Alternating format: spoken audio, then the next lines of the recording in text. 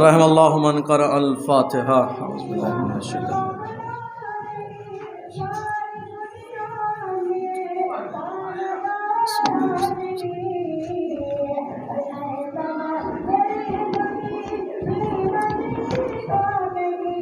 لا حول ولا قوة الا باللہ العلی العظیم. اعوذ باللہ من الشیطان اللعین الرجیم. بسم اللہ الرحمن الرحیم. الحمد للہ الذی لا یبلغ مدحته القائلون ولا یحصی نعمه العادون ولا یؤدی حقه المجتہدون. الذی لا یدرکہ بعد الہمم ولا ینال غوث الفتن. الذی لیس لصفته حد محدود ولا نعت موجود ولا وقت معدود ولا اجل ممدود. فطر الخلائق بقدرته ونشر الرياح برحمته وابتدى بالصخور ميادان ارضه. ثم الصلاة والسلام وتحية والإكرام على رسول الثقلين جد الحسنين بالقاسم محمد.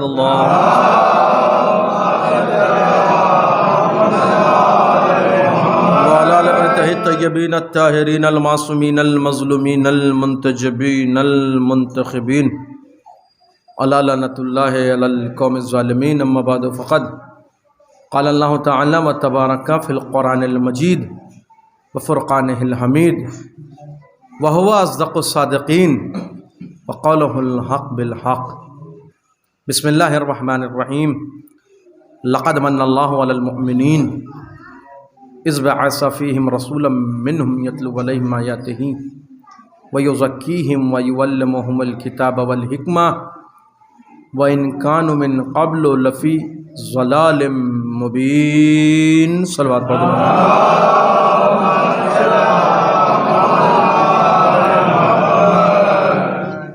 حاضرین نواز وعزاداران سرکار ابا عبداللہ الحسین، عنوان مجلس آپ سب کے پیش نظر ہے کہ 28 رجب کی یہ شب ہے، تو کس حوالے سے فرش عزا بچھایا گیا ہے، کس حوالے سے مجلس منعقد کی گئی ہے.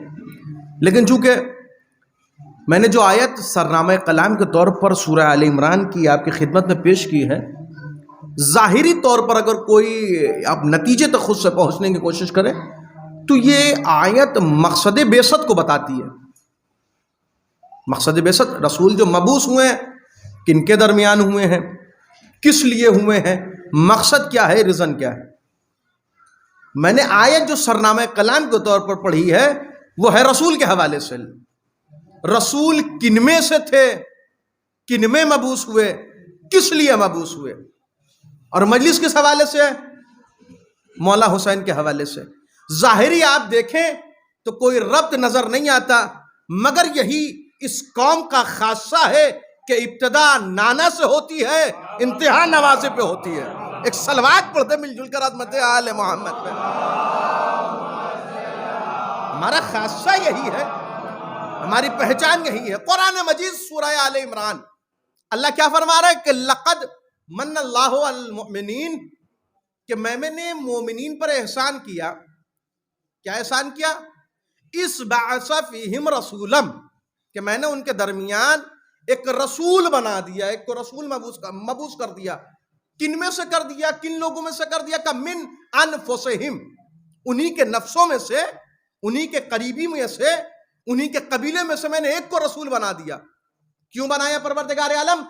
یتلو علیہم آیاتہ، جو ان کے درمیان یتلو تلاوت کرے آیاتہ، میرے آیات کی، میرے قرآن مجید کی تلاوت کرے.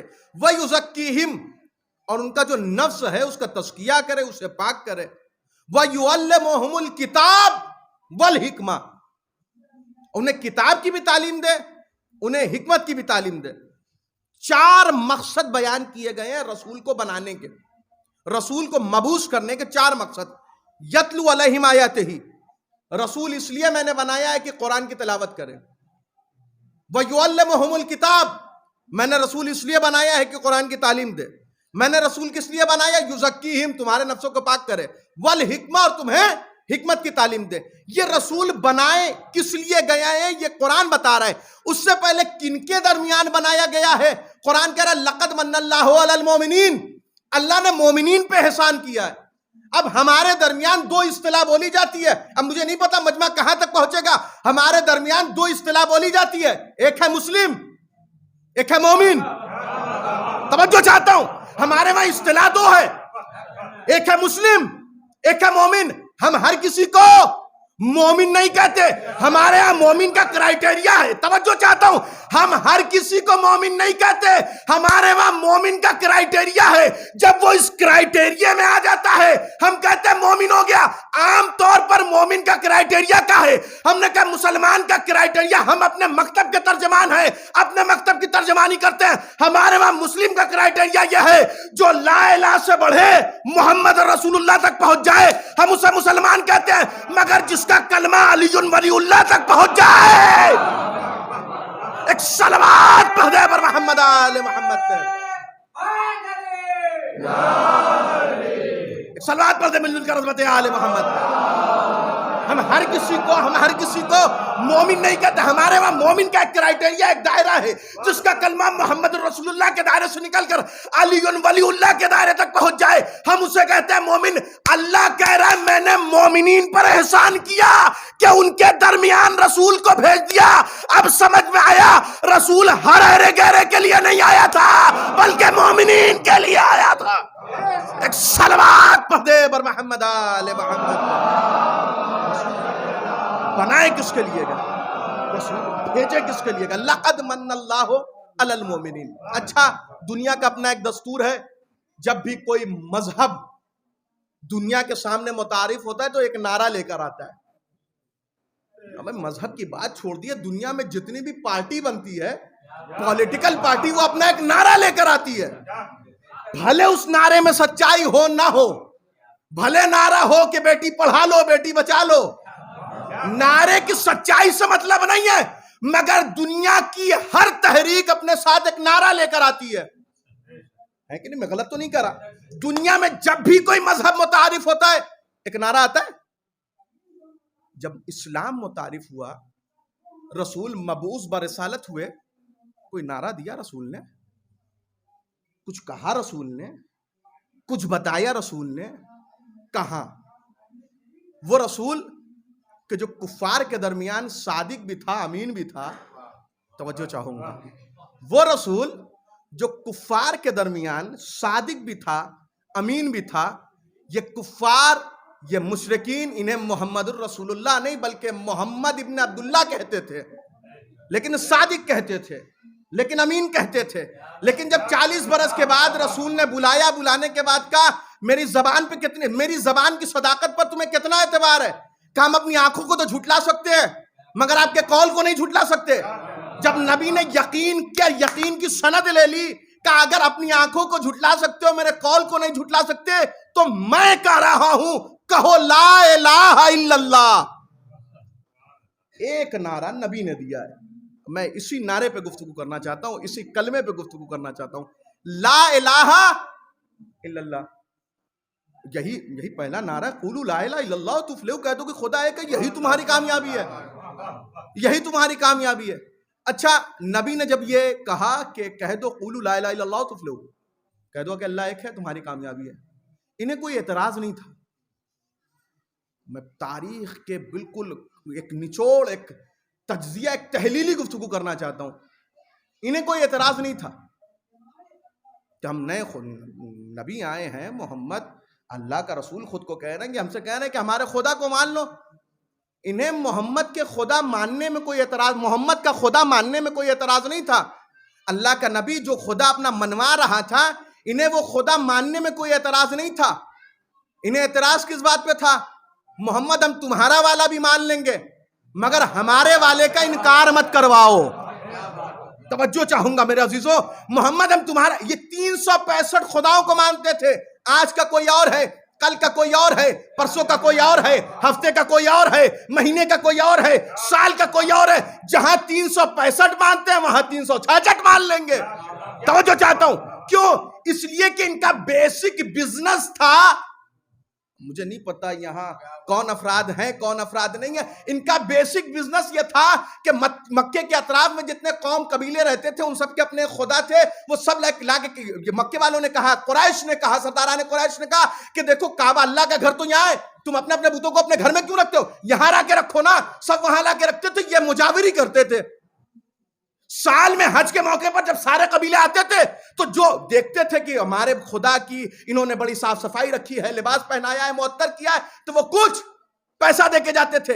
انہوں نے کہا نبی سے کہا، محمد سے کہا کہ دیکھو محمد، ہم تمہیں دولت دے دیں گے، ہم تمہیں شہرت دے دیں گے، ہم تمہیں حکومت دے دیں گے، جس قریش میں چاہو گے، جس لڑکی کا چاہو گے ہم تمہیں رشتہ دے دیں گے، مگر ہمارے خداؤں کا انکار نہ کرواؤ.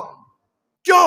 اس لیے کہ انہیں نیا خدا ماننے میں کوئی اعتراض نہیں تھا، انہیں اعتراض تھا لا الہ سے، الا اللہ سے نہیں. تھوڑا سا مجھ سے جڑ جائے، انہیں اعتراض لا الہ سے تھا، الا اللہ سے اعتراض نہیں تھا. خدا نے بھی کہا میں خدا نہ رہوں اگر پہلے جھوٹے خداؤں کا انکار نہ کرواؤں. توجہ چاہتا ہوں میرے عزیزوں، کم از کم اس حوالے سے اس گفتگو کو دیکھیں اور تھوڑا سا متوجہ ہو جائیں. پروردگار عالم نے کہا میرے حبیب محمد ان سے کہہ دو لا الہ الا اللہ تفلحو، لا الہ الا اللہ تفلحو. تمہاری فلاح کامیابی یہ ہے کہ تم لا الہ کہہ دو. دو فکرے بنتے ہیں، لا الہ الا اللہ، لا الہ الا اللہ. اب ان دونوں کو اگر شریعت کی کسوٹی پہ پرکھا جائے تو لا الہ تبرہ بنتا ہے، الا اللہ تولہ بنتا ہے. توجہ چاہوں گا، لا الہ تبرہ بنتا ہے، الا اللہ تولہ بنتا ہے. کفار نے آنے کے بعد کہا محمد ہمیں تولہ سے انکار نہیں ہے، تبرہ سے انکار ہے. ایک صلوات پڑھ دے بر محمد آل محمد، ایک اس سے بہتر انداز میں صلوات پڑھ دے.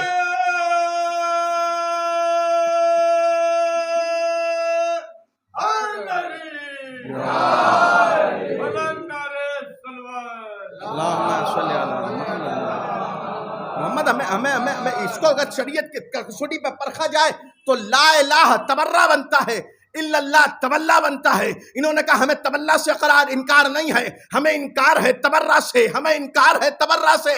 جب خدا کا بھی دستور ہے، پروردگار اپنا کلمہ پڑھوا سکتا تھا، اپنا کلمہ پڑھوا سکتا تھا، اپنے آپ کو منوا سکتا تھا، مگر ربوبیت کا بھی اپنا ایک مزاج ہے. اس نے کہا میرا کلمہ بعد میں پڑھنا، اپنے خداؤں کا انکار پہلے کرو.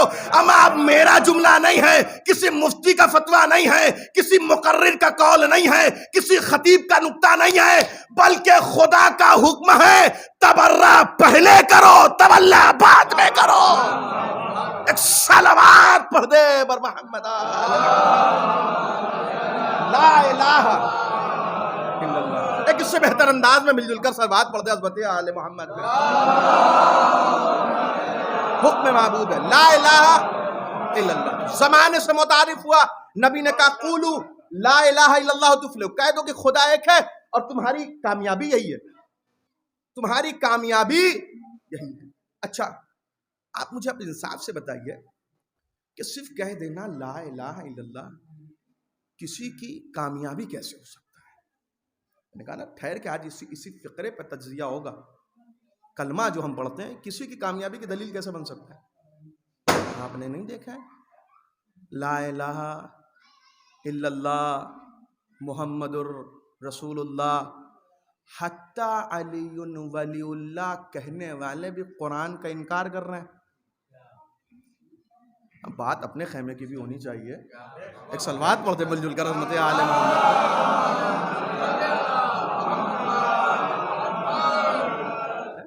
ہاں خود کو اب اچھا مجھے اس بات سے بڑا ایک کیا کہہ دیا جائے کہ رضوی لگا ہوا ہے، بڑا احترام بھی کرنا ہے ہمیں. نہیں، ہر نام کا احترام نہیں ہے ہمارے وہاں. توجہ رکھیے گا، یہ مرتد ہو چکے. قرآن کی ایک حرکت کا انکار دائرہ اسلام سے خارج کر دیتا ہے. میں مکتب تشیع کی بات کر رہا ہوں، اس مذہب کا ترجمان کی حیثیت سے ہم رشتہ داری اور رواداری کے قائل نہیں ہیں. توجہ چاہوں گا، ہم رشتہ داری اور رواداری کے قائل نہیں ہیں. اگر کوئی قرآن کے ایک لفظ، ایک حرکت، ایک زبر زیر کا بھی انکار کرے تو ہمارے نزدیک کافر ہے. اور یہی تو 1400 سال سے ہماری پہچان، ہمارا خاصہ رہا ہے، ہماری پہچان، ہمارا خاصہ رہا ہے کہ ہم نہ رواداری کے قائل ہیں نہ رشتہ داری کے قائل ہیں. اگر اچھی خاتون ہمیں فرعون کے گھر میں مل جائے تو ہم سلام کرتے ہیں، پوری خاتون حسن کے گھر میں مل جائے تو لعنت بھیجتے ہیں. ایک صلوات پڑھ دے پر محمد آل محمد. خاصہ یہی ہے ہماری پہچان. ہم نے کبھی رواداری سے کام نہیں لیا. آپ مجھے بتائیں, سوال میں پوچھ رہا ہوں اپنے چھوڑ 20 مجمع سے جو میرے نظروں کے سامنے بیٹھا ہے, لا الہ الا اللہ کسی کے کامیابی کی دلیل کیسے خدا کہہ رہا ہے؟ تو یقیناً ہمارے سمجھنے میں غلطی ہو سکتی ہے, اس کے کہنے میں غلطی نہیں ہو سکتی. تو لا الہ الا اللہ, اور حدیث سلسلۃ الذہب بھی ہے. کیا حدیث سلسلۃ الذہب ہے؟ 8ویں امام نے کہا ہے نا نشاپور کے بازار میں, کلمۃ لا الہ الا اللہ حصنی فمن دخل حصنی امن من عذابی. یہ جو لا الہ الا اللہ یہ خدا کا قلعہ ہے, جو قلعے میں آ گیا وہ اللہ کے عذاب سے محفوظ ہو گیا. تو یہ کسی کے کامیابی کی دلیل کیسے بن سکتا ہے؟ توجہ, اب میری مجلس مقدمے سے نکل گئی, اپنے اصل منزل پہ آ گئی. کلمہ لا الہ الا اللہ کسی کے کامیابی کی دلیل کیسے بن سکتا ہے؟ بن سکتا ہے کیسے؟ جب اس کو ایک جملہ, ایک سینٹنس, ایک عبارت نہ سمجھا جائے بلکہ اس کو عمل بنا لیا جائے. لا الہ الا اللہ کامیابی کی دلیل بن سکتا ہے اگر اسے صرف کلمہ نہ سمجھا جائے, اگر اسے صرف ایک عبارت نہ سمجھی جائے, اگر اسے صرف ایک سینٹنس نہ سمجھا جائے, اگر اسے صرف ایک جملہ نہ سمجھا جائے بلکہ اسے عمل بنا لیا جائے. اب تھوڑا سا میں آپ کی توجہ چاہوں گا. آپ جب لا الہ الا اللہ کہتے ہیں تو دیکھیے انکار کس کا کرتے ہیں, اقرار کس کا کرتے ہیں؟ توجہ ہے آپ کی, انکار کس کا ہے, اقرار کس کا ہے؟ یہ جو لفظ الہ ہے, خدا پوری توجہ ہماری اس لفظ الہ پہ لانا چاہتا ہے. غور کریے گا, لا الہ الا اللہ, یہ لفظ الہ سے مراد کیا ہے؟ اس لفظ الہ کے معنی کیا ہے؟ اس لفظ الہ کا مطلب کیا ہے؟ لا الہ الا اللہ, کوئی معبود نہیں ہے سوائے اللہ کے. ترجمہ سب کو معلوم ہے. الہ کے معنی کیا ہے؟ معبود, خدا, گاڈ, ایشور, بھگوان, جس زبان میں آپ چاہتے ترجمہ کر لیں. الہ کے معنی کیا ہے؟ ایک معنی میں بتا رہا ہوں, اس پہ تھوڑا سا توجہ کریں آپ. الہ کے معنی یہ ہے کہ اس بات کا عقیدہ پر کر لیا جائے, اس بات کا عقیدہ بنا لیا جائے کہ ہمارے وجود کی بقا کا ضامن یہی ہے. نہیں, جملہ ابھی بھی مبہم ہے. اگر یہ عقیدہ بن جائے کہ ہماری وجود کی بقا کا ضامن یہی ہے تو الہ کی بڑی شکلیں بن جاتی ہیں. مثلا اب میں مثال میں آ رہا ہوں, مثال کے ذریعے بات پہنچا دوں. ہم آج اپنے وطن میں ہیں, اپنے محلے میں ہیں, اپنے شہر میں ہیں. ہم دوسرے ملک چلے گئے کام کی غرض سے, تجارت کی غرض سے, کسی بھی غرض سے دوسرے ملک چلے گئے.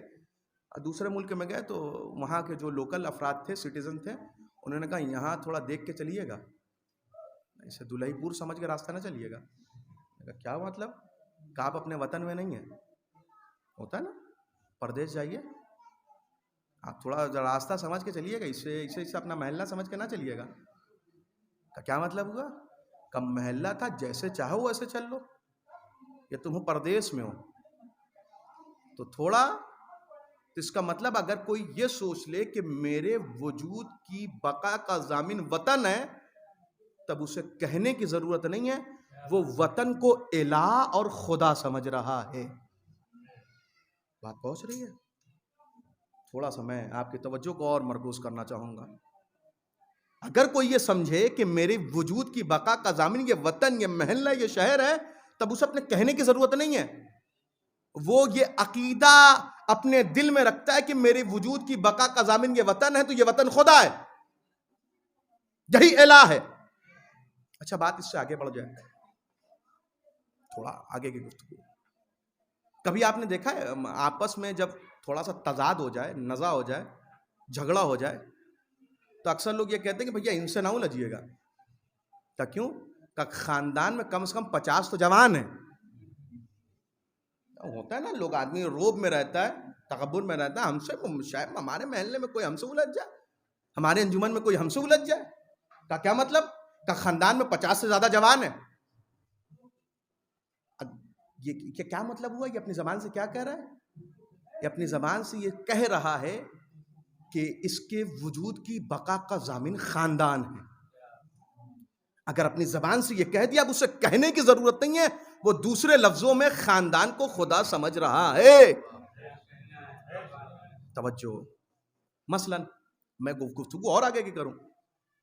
آج پورا سرمایہ خرچ ہو رہا ہے, انٹیلیجنس لگی ہوئی ہے, پورے کال سینٹرز لگے ہوئے ہیں کہ حکومت ہماری باقی رہ جائے. میں دور حاضرہ کی مثال آپ کی خدمت میں دوں. کتنا ملین بلین پیسہ خرچ ہو رہا ہے کس لیے؟ کہ حکومت ہماری باقی رہے, کرسی ہماری باقی رہے, تخت ہمارا باقی رہے. کیوں؟ کیا اس لیے کہ حکومت چلی گئی تو ہم چلے گئے. اب اگر کسی نے یہ عقیدہ بنا لیا تو اسے کہنے کی ضرورت نہیں ہے. دوسرے لفظوں میں وہ حکومت کو خدا سمجھ رہا ہے. کیوں؟ اس لیے کہ اپنے وجود کی بقا کا ضامن وہ حکومت کو سمجھ رہا ہے. توجہ. اب اس سے تھوڑا سا معاملہ آگے بڑھ جائے. جب معاملہ پیٹ کا آ جاتا ہے تو اکثر مولویوں کے سامنے ہاتھ جڑ جاتا ہے. مولانا آپ نہ روکیے گا, اب معاملہ کھانے پینے کا ہے, اب کہاں تک حلال و حرام دیکھا جائے. میں مثال دے رہا ہوں, مثال سے بات سمجھیے گا. جب معاملہ شکم کا آ جائے, پیٹ کا آ جائے, تو انسان کہتا ہے کہاں تک دیکھا جائے. اگر یہ منزل آ گئی ہے تو دوسرے لفظوں میں کہنے کی ضرورت نہیں ہے, وہ رزق کو خدا سمجھ رہا ہے. مثال ملاحظہ فرمائی. لا الہ الا اللہ ہم بھی کہتے ہیں, آپ بھی کہتے ہیں, سارے مسلمان کہتے ہیں, سارے شیعہ کہتے ہیں, مگر ہمارے لا الہ الا اللہ کہنے میں اور حسین کے لا الہ الا اللہ کہنے میں فرق ہے. توجہ چاہتا ہوں. ہمارے لا الہ الا اللہ کہنے میں اور حسین کے لا الہ الا اللہ کہنے میں فرق ہے. ہم نے لا الہ الا اللہ کہا مگر حکومت کو خدا جانا. ہم نے لا الہ الا اللہ کہا مگر دولت کو خدا جانا. ہم نے لا الہ الا اللہ کہا مگر وطن کو خدا جانا. ہم نے لا الہ الا اللہ کہا مگر خاندان کو خدا جانا.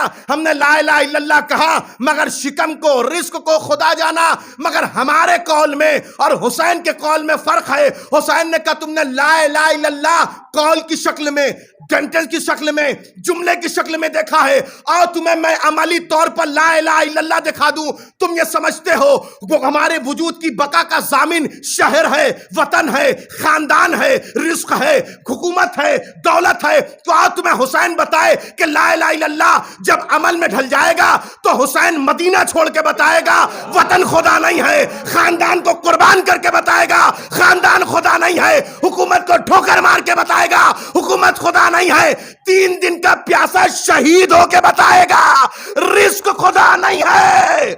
ایک صلوات پر دے بر محمد آل محمد. ہمارے لا الہ الا اللہ کہنے میں اور حسین کے لا الہ الا اللہ کہنے میں فرق ہے.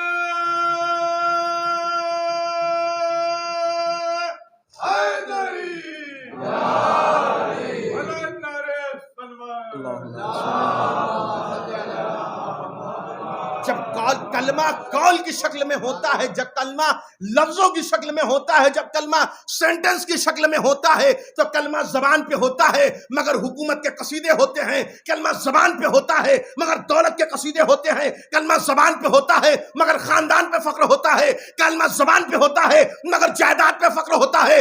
مگر جب کلمہ عمل بن جاتا ہے تو حسین مدینہ چھوڑ دیتا ہے, اکبر کو قربان کر دیتا ہے, حکومت کو ٹھوکر مار دیتا ہے, خود 3 دن کا بھوکا پیاسا شہید ہو جاتا ہے, شہید ہو جاتا ہے, شہید ہو جاتا ہے. اب مجھے بتائیے, حسین نے لا الہ کی ساری منزلیں طے کر دی. توجہ, حسین نے لا الہ کی ساری منزلیں طے کر دی. وطن چھوڑ کے بتایا وطن خدا نہیں ہے, اکبر کو قربان کر کے بتایا خاندان خدا نہیں ہے, پیاسا رہ کے بتایا شکم خدا نہیں ہے, بھوکا رہ کے بتایا رزق خدا نہیں ہے, حکومت کو ٹھوکر مار کے بتایا حکومت خدا نہیں ہے. اب حسین کو بتانا ہے الا اللہ کیا ہے.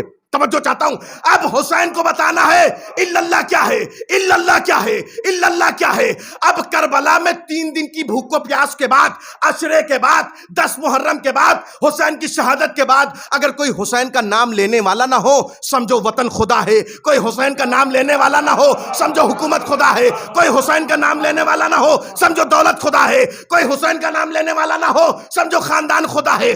مگر 10 محرم کے بعد, حسین کی شہادت کے بعد, حسین حسین دلوں کی دھڑکن بن جائے، کربلا کل کا واقعہ بن جائے، حسین دلوں کی دھڑکن بن جائے، کربلا کل کا واقعہ بن جائے، تو سمجھ لینا ان طاقتوں کے علاوہ بھی کوئی طاقت ہے جو جس کو چاہے باقی رکھ سکتی ہے۔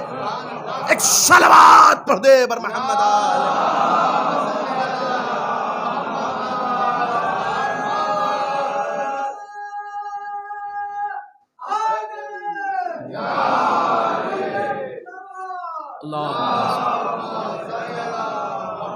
ان کے بعد بھی حسین دلوں کی دھڑکن بن جائے۔ حسین کربلا یہ حسین نہیں ہے، بلکہ یہ کلمہ توحید عمل میں ڈھل رہا ہے، کلمہ توحید عمل میں ڈھل رہا ہے۔ حسین نے عمل میں ڈھال کے بتا دیا، نہ میں اسے خدا سمجھتا ہوں، نہ میں حکومت کو خدا سمجھتا ہوں، نہ میں دولت کو خدا سمجھتا ہوں، نہ میں خاندان کو خدا سمجھتا ہوں، نہ میں شکم کو خدا سمجھتا ہوں، نہ میں رزق کو خدا سمجھتا ہوں۔ اب ان ساری منزلوں کو طے کرنے کے بعد کربلا کے میدان میں خدا نے بھی کہا، حسین تم نے میرے لیے سب کو ٹھوکر مار دیا تو دلوں کی دھڑکن تم بن جاؤ گے، دلوں کی دھڑکن تم بن جاؤ گے۔ انسان خود کو یاد رکھے نہ رکھے مگر تمہیں یاد رکھے گا۔ حسین اولاد کو یاد رکھے نہ رکھے، کوئی اپنے بیٹے کو یاد رکھے نہ رکھے مگر تمہارے اکبر کو یاد رکھے گا۔ اچھا ہمارے وہاں مذہب تشیع کا ایک عقیدہ ہے، قرآن مجید کی روشنی میں، قرآن مجید کی روشنی میں مذہب تشیع کا ایک عقیدہ ہے۔ کیا عقیدہ ہے؟ لا تحسبن الذین قتلوا فی سبیل اللہ امواتا بل احیاء عند ربہم یرزقون۔ قرآن کی آیت ہے کہ جو اللہ کی راہ میں مر جائے گمان مت کرو وہ مردہ ہے۔ اور اسی کے ذیل میں ایک حدیث ہے، من مات علی حب آل محمد مات شہیدہ۔ میں غلط تو نہیں کہہ رہا، جو آل محمد کی محبت میں مر جائے وہ شہید ہے۔ اور شہید کے لیے خدا کہہ رہا ہے عند ربہم یرزقون، وہ اپنے رب کی جانب سے رزق پاتا ہے۔ تو اس کا مطلب یہ ہے کہ شہید زندہ ہے، ٹھیک غلط نہیں، شہید زندہ ہے۔ حسین کی آپ زیارت پڑھتے ہیں، آج جمعہ ہے، کل شب جمعہ تھی، زیارت وارثہ آپ لوگوں نے پڑھی ہوگی بحمدللہ۔ کیا کہہ کے زیارت کرتے ہیں؟ مولا حسین کی سید الشہداء کہتے ہیں۔ حسین کو سید الشہداء کہا جاتا ہے، بالکل کہا جاتا ہے۔ کیا مطلب ہوا؟ شہیدوں کا سردار، یہی مطلب ہوا۔ یعنی ہمارا عقیدہ یہ ہے کہ مولا حسین زندہ ہے، یہی عقیدہ ہے، غلط تو نہیں کر رہا، یہی عقیدہ ہے حسین زندہ ہے۔ لیکن میں اس کے آگے کی گفتگو کرنا چاہتا ہوں۔ ہم حسین کو زندہ نہیں سمجھتے، نہیں مجھے مدن پورہ بھی جانا ہے، ہم حسین کو زندہ نہیں سمجھتے۔ آج میں دلہی پور کے ممبر سے یہ بات کہہ رہا ہوں، 27 رجب گزری ہے، 28 رجب کی شب ہے، اور ممبر سے مجھے معلوم ہے یہ میری آواز کہیں نہ کہیں تک تو دور تک جائے گی۔ ہم حسین کو زندہ نہیں سمجھتے۔ کیوں؟ اس لیے کہ ہمارے وہاں جو بستر مرض پر لیٹا لیٹا مر جائے وہ تو زندہ ہوتا ہے۔ اپنے گھر میں بیماری کے عالم میں جو مر جائے، علی کی محبت دل میں لیے، وہ تو زندہ ہے۔ اگر یہ بھی زندہ ہے حسین بھی زندہ ہے تو فرق کیا ہے؟ نہیں، میں نظیر کربلا سے پیش کروں آپ کی خدمت میں۔ اگر جون بھی زندہ ہے حسین بھی زندہ ہے، پتہ کیسے چلے جون کون ہے حسین کون ہے؟ اگر حبیب بھی زندہ ہے حسین بھی زندہ ہے، معلوم کیسے ہو حبیب کون ہے حسین کون ہے؟ اگر مسلم بھی زندہ ہے حسین بھی زندہ ہے، معلوم کیسے مسلم کون ہے حسین کون ہے؟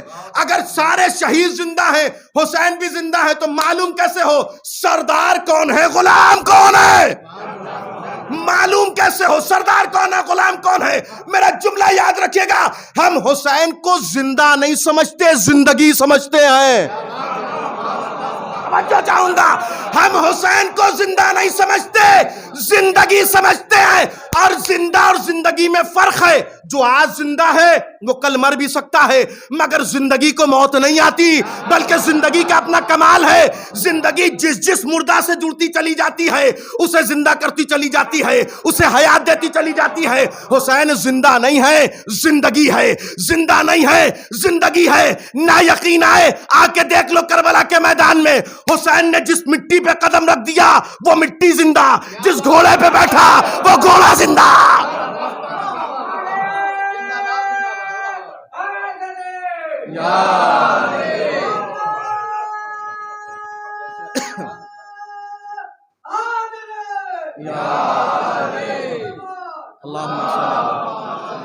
ہم حسین کو زندہ نہیں سمجھتے، زندگی سمجھتے، اور زندہ اور زندگی میں بڑا فرق ہے۔ جو آج زندہ ہے ممکن ہے کل اسے موت آ جائے، خدا جتنی چاہے لمبی طولانی حیات دے دے، مگر زندہ کو موت آ سکتی ہے، مگر زندگی زندگی زندگی زندگی مر نہیں سکتی، بلکہ زندگی کا اپنا کمال یہ ہے وہ مردہ سے جڑتی چلی جائے تو اسے زندہ کرتی چلی جائے۔ حسین نے کہا مجھے زندہ نہ سمجھنا، میں زندگی ہوں، جس زمین پہ قدم رکھوں گا وہ زمین زندہ ہوگی، جس گھوڑے پہ بیٹھوں گا وہ گھوڑا زندہ ہوگا، جس تذکرے میں رہوں گا وہ تذکرہ زندہ رہے گا، جن دلوں میں رہوں گا وہ دل زندہ رہیں گے۔ ایک صلوات پڑھ دے بر محمد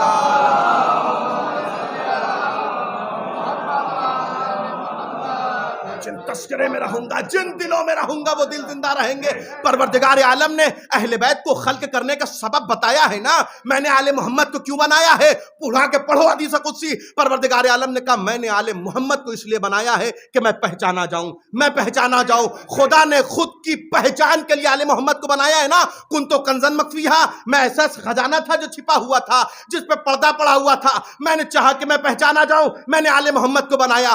خدا نے جب آل محمد کو بنایا، 14 معصوم کو بنایا، تو ہر معصوم خدا کی کسی نہ کسی صفت کا مظہر قرار پایا، خدا کی کسی نہ کسی صفت کا مظہر قرار پایا۔ اب بچوں کے لیے جملہ کہہ رہا ہوں، اس سے آسان لفظیں نہیں ہے میرے پاس۔ آپ نے درجہ اول کی کتاب میں پڑھا ہے نا، صفات ثبوتیہ کم از کم 8 تو یاد ہے، صفات ثبوتیہ کم از کم 8 تو یاد ہے۔ 8 میں چوتھے نمبر کی کیا ہے؟ کہ خدا حی ہے، ایسا زندہ ہے جسے موت نہیں آ سکتی۔ خدا نے اپنی حی صفات کا مظہر حسین کو بنا دیا، جسے مجھے حی دیکھنا ہو وہ کربلا میں حسین کو دیکھے۔ ایک صلوات پڑھ دے بر محمد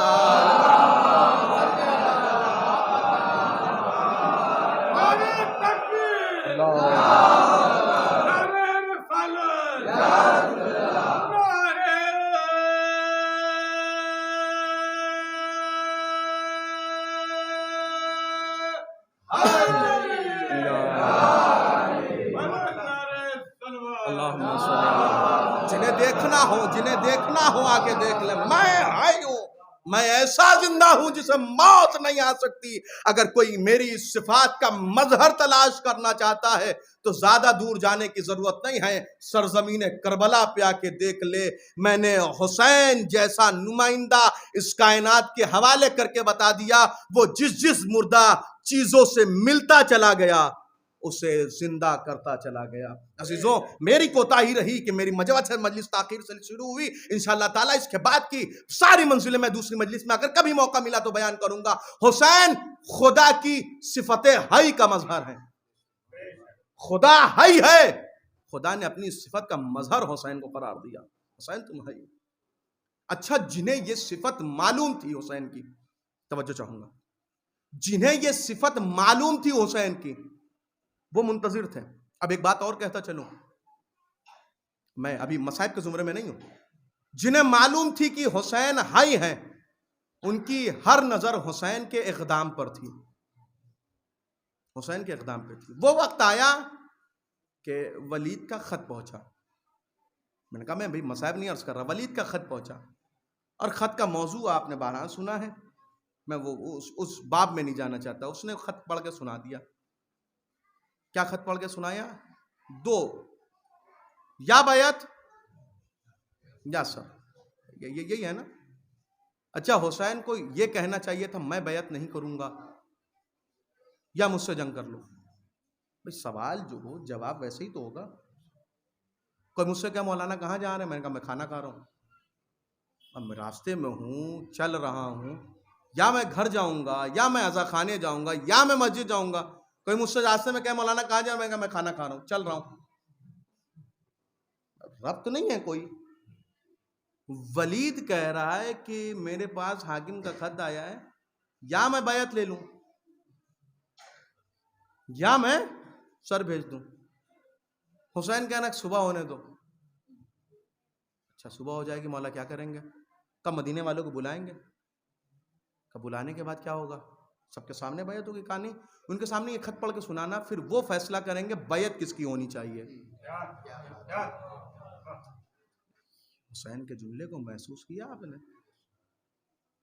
حسین نے کیا کہا کہ صبح ہونے دو، اور یہ اہل بیت کے گھرانے کا خاصہ، یہاں کوئی کام رات کے اندھیرے میں نہیں ہوتا،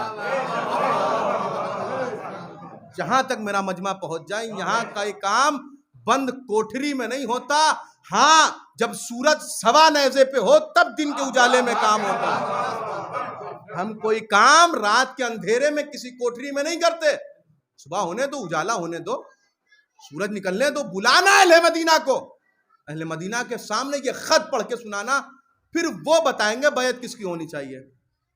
اچھا اس سے بات سمجھ میں آ گئی، اسی لیے کہا گیا ہے کہ حرام کھانے سے پرہیز کریں۔ میں جملہ معترضہ کے طور پر یہ فقرہ کہہ رہا ہوں، حرام کھانے سے پرہیز کریں۔ حرام جب پیٹ میں جاتا ہے تو مولوی کیا مولا کی بات سمجھ میں نہیں آتی، جب حرام پیٹ میں جانے لگتا ہے مولوی تو چھوڑیے مولا کی بات سمجھ میں نہیں آتی۔ مولا حسین نے کیا کہا؟ صبح ہونے دو، صبح کو آئیں گے اہل مدینہ، وہ فیصلہ کریں گے بیعت ہونی کس کی چاہیے۔ اس کے بعد سمجھ میں آ گئی، مگر جو کھائے بیٹھے تھے ان کے سمجھ میں نہ آئی، انہوں نے کیا کہا؟ ابھی چلے گئے تو پھر تلاش کرنا تم کہاں گئے حسین، یہی موقع غنیمت ہے۔ اب میرے عزیزو، ہمارے بزرگوں نے کہا ہے نام کا اثر اور خون کا اثر ہوتا ہے، بزرگوں نے کہا ہے نام اچھا رکھو، نام اچھا رکھو، کیونکہ نام کا اور خون کا اثر ہوتا ہے۔ جس کی رگوں میں فاتح خیبر کا خون دوڑا تھا، ایک مرتبہ جب کہا نا اب حسین چلے گئے تو ہاتھ نہ آئیں گے، مڑنے کے بعد حسین نے قیامت کا فقرہ کہا تو مجھ سے بیعت لے گا، لے حسین کا جملہ سن لے، مثلی لا یباع مثلا، جملہ قیامت کا ہے حسین کا، مثلی لا یباع مثلا۔ حسین یزید کی بیعت سے انکار نہیں کرتا، حسین کو بھروسہ ہے جو حسینی کردار اپنا لے گا وہ کسی یزیدی کردار کی بیعت نہیں کرے گا۔ حسین کو بھروسہ کتنا ہے اپنے چاہنے والوں پہ، حسین خود بھی بیعت سے انکار کر سکتے تھے، حسین اپنا نام بھی لے سکتے تھے، مگر اللہ رے اعتبار حسین، اللہ رے اعتبار حسین، حسین کو معلوم ہے جس کی تربیت حسین کے تبرک پل ہو جائے، جو حسین کا تبرک کھا کے پل جائے، وہ کسی وقت کے یزید کی بیعت نہیں کر سکتا۔ حسین نے کہا مثلی لا یباع مثلا، مثلی لا یباع مثلا، مثلی لا یباع مثلا، کوئی مجھ جیسا کبھی اس جیسے کی بیعت نہیں کرے گا، کوئی مجھ جیسا کبھی اس جیسے کی بیعت نہیں کرے گا۔ ہم نے اپنے زمانے میں دیکھ لیا، ہم نے اپنی زندگی میں دیکھ لیا، ایک شیطان بزرگ جسے امام خمینی نے شیطان بزرگ کا خطاب دیا، وہ اٹھا کہ اسلامی ملک میرے فرما بردار ہو جائیں، میرے اطاعت گزار ہو جائیں، سب نے لبیک یا سیدی کا نعرہ لگایا، یہ بھی آگے بڑھ گئے، وہ بھی آگے بڑھ گئے، وہ بھی آگے بڑھ گئے، وہ بھی آگے بڑھ گئے، یہ بھی متولی تھے، وہ بھی متولی تھے، سب آگے بڑھ گئے، سب نے لبیک یا سیدی کہا، مگر جہاں حسینی لال بیٹھا تھا، جہاں سیدہ کا بیٹا بیٹھا تھا، اس نے انکار کر دیا، اس نے انکار کر دیا۔ سب نے امریکہ کے ہاتھ پہ بیعت کر لی، امریکہ کو اپنا سردار مان لیا، مگر جہاں اقتدار حسین کے بیٹے کے ہاتھ میں تھا، اس نے کہا سنو، میرے آقا نے، میرے جد نے کہا تھا مثلی لا یباع مثلا، کوئی حسین جیسا کبھی یزید جیسے کی بیعت نہیں کرے گا۔ ایک صلوات پڑھ دے بر محمد آل